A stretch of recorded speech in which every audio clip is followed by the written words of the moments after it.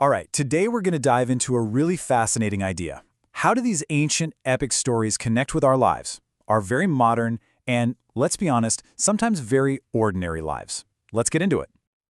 You ever have that feeling you're reading some grand, sweeping story and you just feel a little small, kind of left out? It's the sense that our own, unimpressive day-to-day lives just don't really fit in with the star-studded cast of history's great tales. And to really get that feeling, let's just take a second to look at the sheer scale of the story we're talking about today. In this case, the biblical narrative. I mean, the scale is just massive. You start at the very beginning with creation itself. Then the story is just packed with these huge foundational figures, right?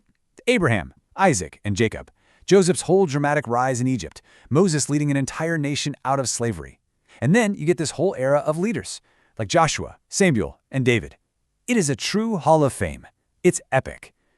And this brings us right back to that feeling. It is so easy to look at a list like that and just disqualify ourselves.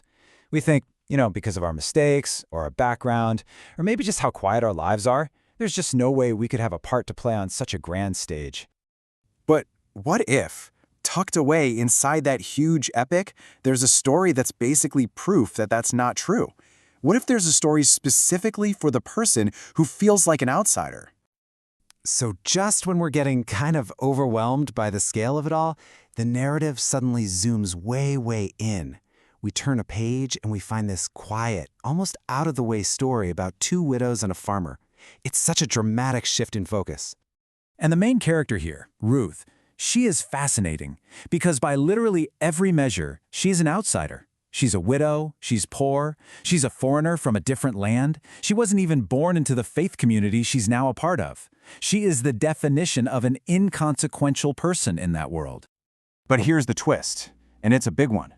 This quiet, obscure story about this forgotten woman, it turns out to be absolutely critical to the way the entire grand narrative plays out. So, how is that even possible? Okay, so here's how this tiny little story connects to everything. Follow me on this. Step 1, Ruth and the farmer, Boaz. They have a son. Step 2, they name him Obed. Simple enough? Step 3, Obed grows up, has a son of his own, and names him Jesse.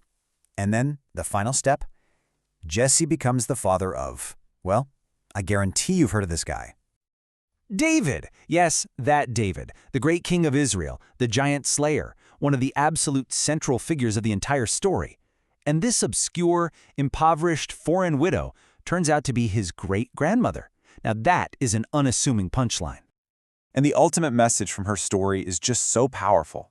It's there to show us that our own lives, no matter how ordinary or out of it we might feel, are irreplaceable. It's proof that what we do counts, and that every single one of us has an essential part to play in the full telling of God's story. So if an outsider, like Ruth, is essential, what about the rest of us? Maybe we don't feel like outsiders, but we just feel messy. Well, let's build on this idea by looking at another set of stories that really hammer this theme home, this time through their sheer, unfiltered humanity. So the books of Samuel are just dominated by these 4 lives. The source material calls them large lives, which is a great way to put it. And they're not large because they were perfect, far from it. They were large because they were lived in the largeness of God. It's like God was the very country in which they lived their lives. And this shows us exactly how we're meant to read their stories. It's not about standing back and admiring them from a distance like perfect museum pieces of how we should live. No. These stories are meant to be an immersion, a dive into how we actually live. The messy, complicated, sometimes glorious, sometimes tragic business of being human. This is so crucial. What these stories do is they authenticate our daily lives. All of it. Our joys, our struggles, our successes, our failures. This is the very stuff, the raw material that God uses to work out His purposes in the world. It basically says, you don't have to be perfect to be part of the story. Okay, so let's pull these 2 threads together. We've got Ruth the outsider, and we've got the messy lives in Samuel. What does all this teach us about our own place in the grand narrative? We've seen that ordinary people, messy people, they're not just included, they're actually critical to the plot. So, what's the really big shift in perspective that all this is inviting us into? And here it is. This is the core idea. The point isn't to try and find little glimpses of God decorating our own personal stories. The invitation is so much bigger than that.